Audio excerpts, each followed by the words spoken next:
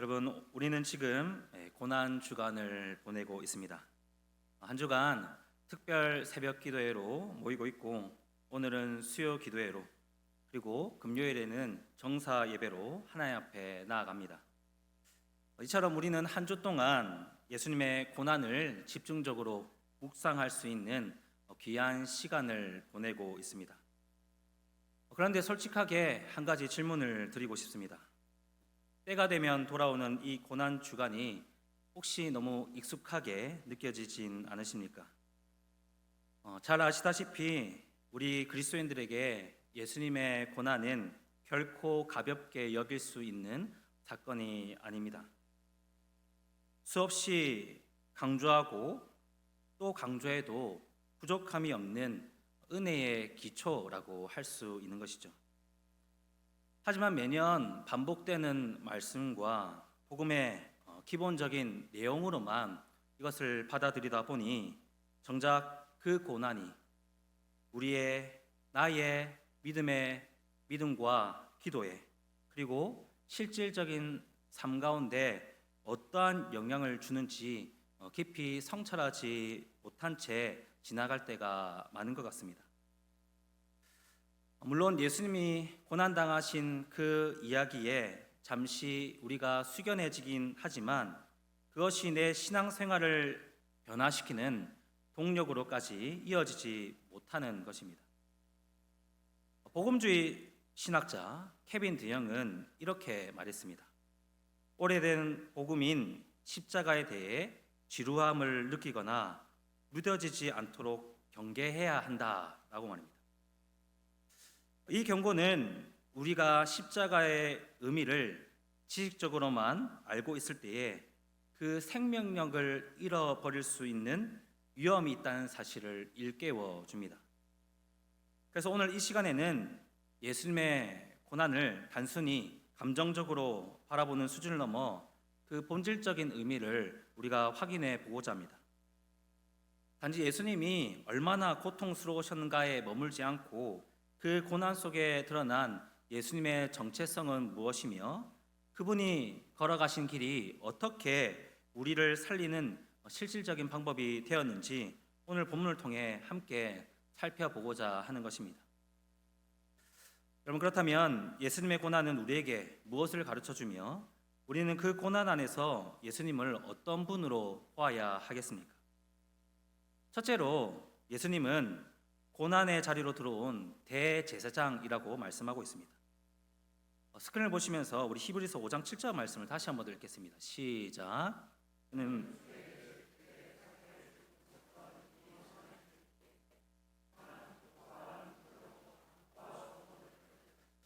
아까 말씀드린 것처럼 우리는 보통 고난 주간이 되면 예수님이 겪으신 사건들을 떠올립니다. 겟세마네의 기도, 예수님이 붙잡히시던 밤, 그리고 조롱당하시고 십자가를 지신 그 장면들을 머릿속에 그려봅니다.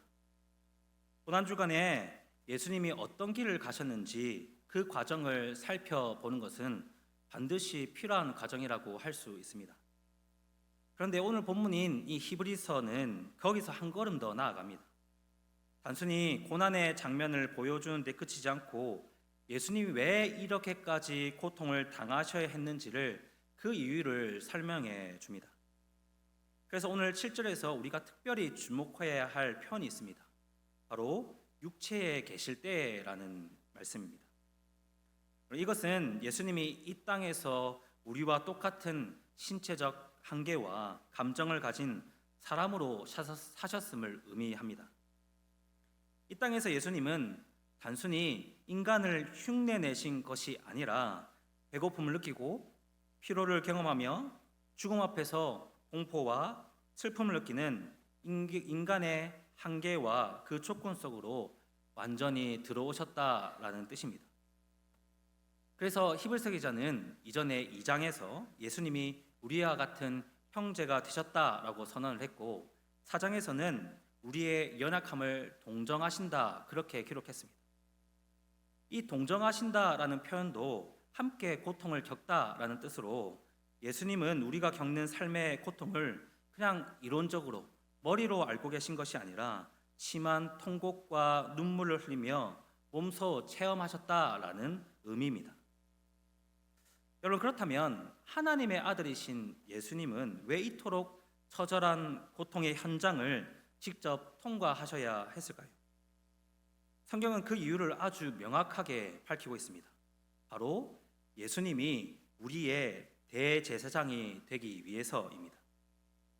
여러분, 대제사장은 사람들을 대표하여 하나님 앞에 서는 직분입니다. 즉, 백성들의 입장을 대변하여 기도하고 제사를 드리는 대표자입니다. 그런데 이 대표자에게는 가장 중요한 요건이 한 가지 있습니다. 그것은 자신이 대표하는 이 사람들의 형편을 누구보다 잘 알고 이해하고 있어야 한다라는 것입니다. 사람들이 겪는 이 유혹이 얼마나 끈질기인지, 그들이 느끼는 고통이 얼마나 아프고 힘든지 실질적으로 그것을 모르는 대표자는 사람들을 진심으로 대변할 수 없기 때문입니다. 그런데 예수님은 바로 이 대제사장의 직무를 완수하기 위해 인간의 가장 깊은 슬픔과 고통 한가운데로 들어오셨습니다. 그런 의미에서 우리가 방금 읽었던 이 7절에 기록하고 있는 예수님의 눈물은 그냥 눈물이 아닙니다. 우리를 대신하여 하나님 앞에 선 중보자의 눈물이며 우리의 모든 연약함을 직접 짊어지신 대제사장의 눈물입니다. 여러분, 바로 이 사실이 오늘 우리에게 큰 위로가 됩니다. 예수님은 우리의 아픔을 그냥 저 멀리서 바라보고 계신 분이 아니라 친히 그 자리 안까지 친히 들어오셔서 우리를 대신해서 하나님 앞에 서시는 분이시기 때문입니다. 여러분, 우리는 고난을 만나면 쉽게 이렇게 생각합니다. 아무도 내 형편 모른다. 결국은 내가 감당해야 된다. 이 문제는 내가 혼자 버텨야 한다. 그러나 오늘 말씀은 그런 생각을 무너뜨립니다. 우리가 느끼는 막막함과 고통, 말로 다 할 수 없는 그런 삶의 무게를 우리 대제사장이신 예수님은 이미 친히 겪으셨습니다. 따라서 우리는 고난 속에서 절망하거나 무너질 이유가 없습니다. 우리의 사정을 누구보다 잘 아시고 지금도 우리를 대신하여 하나님 앞에 서 계시는 완전한 대제사장이 우리의 편이 되어주시기 때문입니다. 여러분, 우리의 연약함을 외면하지 않으시고 아픔의 자리까지 친히 들어오신 예수님을 신뢰하시기 바랍니다. 그리고 그분이 이미 그 길을 걸어가셨음을 기억하며 다시 일어설 힘을 얻는 우리 모두가 되기를 바랍니다. 둘째로, 예수님은 고난 한가운데서 순종을 완수하신 그리스도이십니다. 그럼 8절 말씀입니다. 8절 말씀 다시 한번 읽겠습니다. 시작.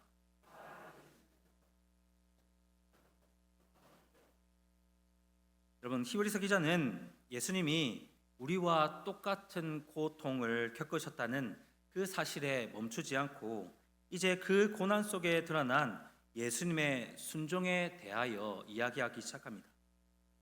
그런데 이 말씀을 읽을 때 주의할 점이 있습니다. 순종함을 배워서라고 하니까 마치 예수님이 처음에는 그 순종이 부족하셨는데 고난을 겪으면서 점점 더 완전한 순종으로 나아가신 것처럼 들릴 수 있기 때문입니다. 하지만 이 말씀은 전혀 그런 뜻이 아닙니다. 여기서 순종함을 배웠다라는 것은 고난이라는 실제 현장에서 하나님의 뜻을 실제로 이루시고 끝까지 완수하셨다라는 뜻입니다.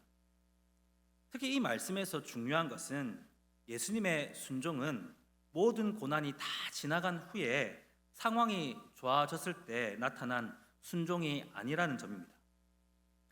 예수님의 순종은 오히려 가장 견디기 힘든 고난의 한복판에서 가장 선명하게 나타났습니다.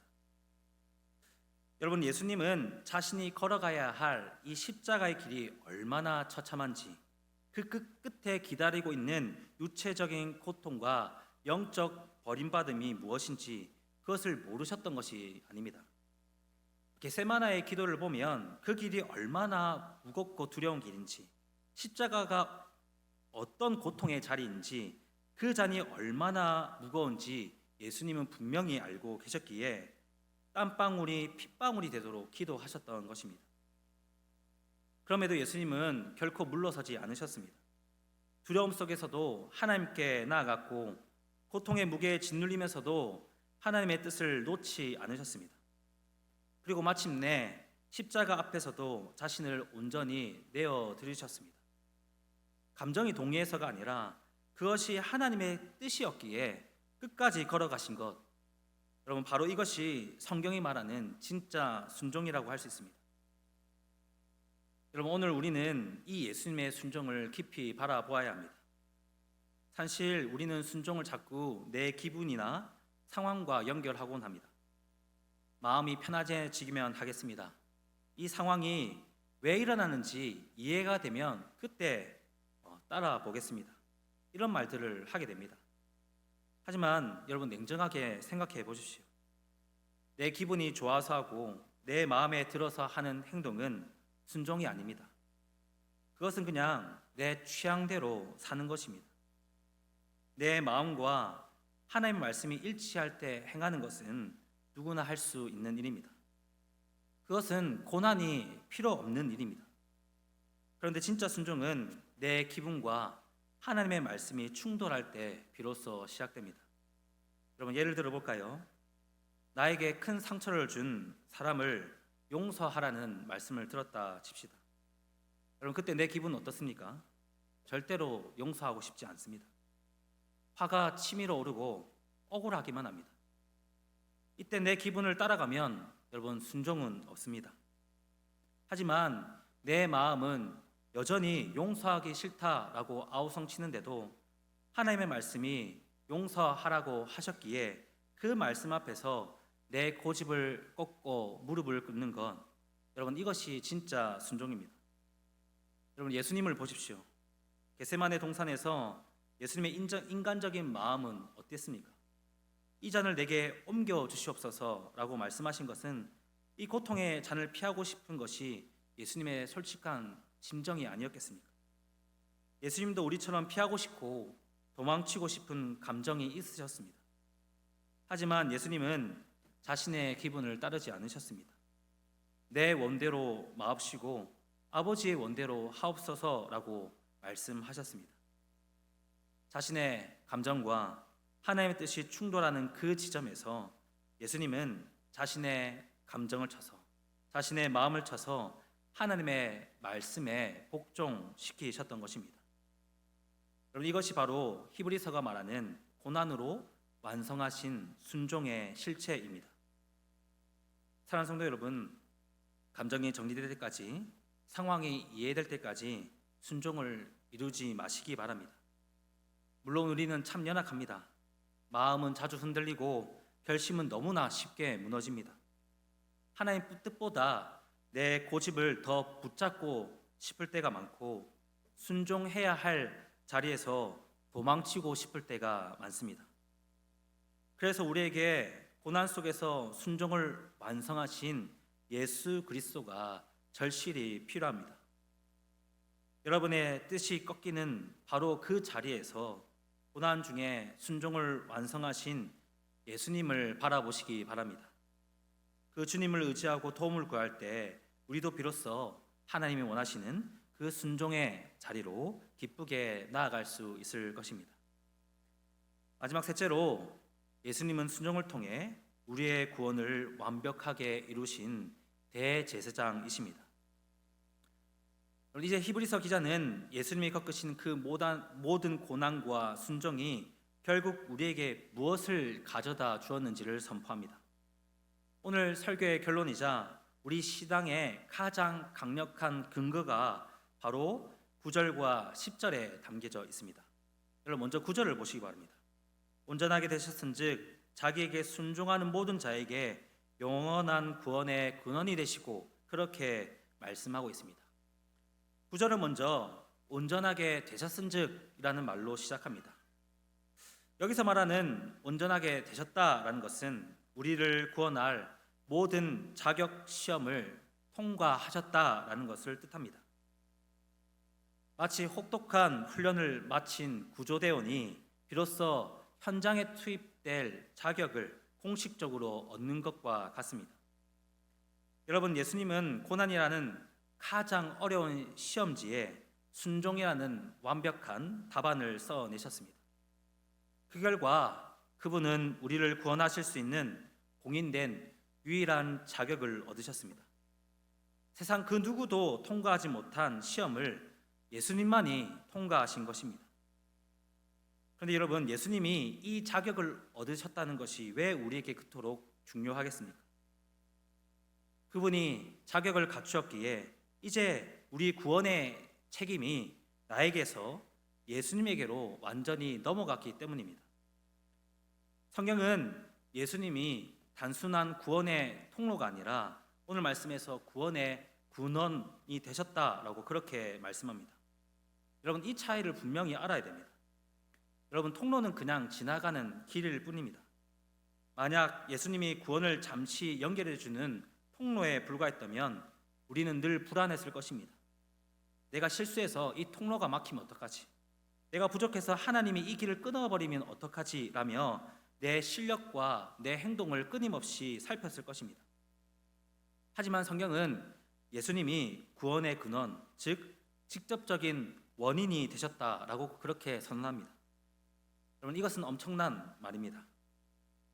우리 구원이 일어난 이유가 나의 결심이나 나의 자격에 있는 것이 아니라 모든 시험을 통과하신 예수님의 자격에 통째로 박혀 있다라는 것입니다.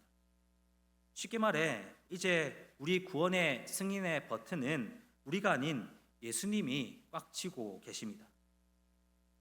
우리가 때로 흔들리고 무너져도 우리 구원이 절대로 취소되지 않는 이유가 바로 여기에 있습니다.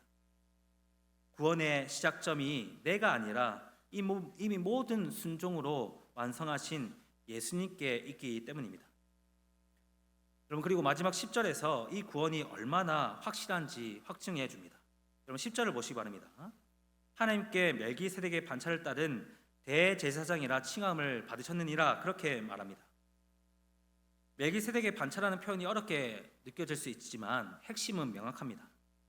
인간 대제사장은 죄가 있고 결국 죽기 때문에 그 효력은 일시적입니다. 하지만 예수님은 하나님께 인정을 받는 영원한 대제사장이십니다. 이것은 우리의 구원이 잠깐 효력이 있다가 사라지는 상태가 아니라 결코 취소가 될 수 없는 영원한 보증이 된다라는 선언입니다. 여러분, 이것이 오늘 우리가 붙들어야 할 복음의 핵심입니다. 여러분, 여러분의 우리의 부족한 모습에만 집중하지 마시기 바랍니다. 고난의 시험을 통과하여 구원의 시작점이 되신 예수 그리스도, 그분이 이루신 이미 완성된 구원을 여러분은 신뢰하시기 바랍니다. 그분은 잠깐 우리를 도와주기 위해 오신 위로자가 아니라 우리의 영원한 삶을 끝까지 책임져 주시는 우리의 대제사장, 우리의 대표자가 되어 주십니다. 이 확신 안에서 어떤 상황에도 흔들리지 않는 진짜 평안을 누리시는 우리 모두가 되시기 바랍니다. 마지막 이야기 하나 들려드리며 설교를 마무리하려고 합니다. 오래전 알프스 산맥을 등반하던 한 등산객의 이야기입니다. 그는 가파른 절벽을 오르다가 발을 헛디뎌 낭떠러지로 추락할 위기에 처했습니다. 다행히 몸에 묶여있던 로프가 바위에 걸려 목숨은 건졌지만 그는 공포에 질려 로프를 잡은 손을 있는 힘껏 꽉 쥐며 부들부들 떨고 있었습니다. 이 손에 힘이 빠지면 죽는다라는 생각에 그는 밤새도록 자신의 소나기의 힘만 믿으며 필사적으로 뱉었습니다. 다음날 아침 구조대원이 도착했을 때 그는 이미 온몸에 진이 빠져 탈진한 상태였습니다. 그런데 구조대원이 그를 보며 웃으며 이렇게 말하는 것이 아니겠습니까? 선생님, 그 줄을 잡고 있느라 그렇게 힘을 빼실 필요가 없었습니다. 이 줄은 특수 제작된 강철 와이어로 연결되어 있어서 코끼리 몇 마리가 매달려도 끊어지지 않습니다. 사실 선생님의 소나기의 힘이 아니라 저 바위에 단단히 박힌 고정장치가 선생님을 살린 겁니다. 그렇게 말했다라는 겁니다. 여러분, 우리의 신앙도 마찬가지입니다. 우리는 종종 내가 주님을 놓치면 어떡하나, 내 순종이 부족해서 구원이 취소되면 어떡하나 불안해하며 내 힘으로만 그 구원의 줄을 붙잡으려 애를 씁니다. 하지만 우리의 구원의 줄은 우리의 연약한 이 소나기의 힘에 달려 있지 않습니다. 우리의 구원의 줄은 멜기세덱의 반차를 따라 영원한 대제사장이 되신 예수 그리스도라는 거대한 반석에 단단히 박혀 있다라는 것을 믿으시기 바랍니다. 내가 붙드는 것이 아니라 주님이 나를 붙들고 계신 것입니다. 말씀을 맺겠습니다. 성도 여러분, 고난주간은 2000년 전 예수님의 아픔을 슬프기만 하며 시간을 보내는 주간이 되어서는 안 될 것입니다. 우리의 대제사장께서 고난을 통해 성취하신 그 구원의 능력이 오늘 나의 삶에도 실제적으로 능력이 되는 주간이 되어야 할 것입니다. 예수님은 우리의 모든 형편을 알고 계시며 또한 이미 승리하셨고 그 승리의 길로 우리를 초대하고 계십니다. 그 주님을 꽉 붙들기 바랍니다. 내 의지가 아니라 주님의 온전하심을 의지하며 나아가시기 바랍니다. 우리를 살리신 대제사장의 순종을 의지하며 그 구원의 능력 안에서 살아가는 우리 모두가 되시기를 주님의 이름으로 축원드립니다.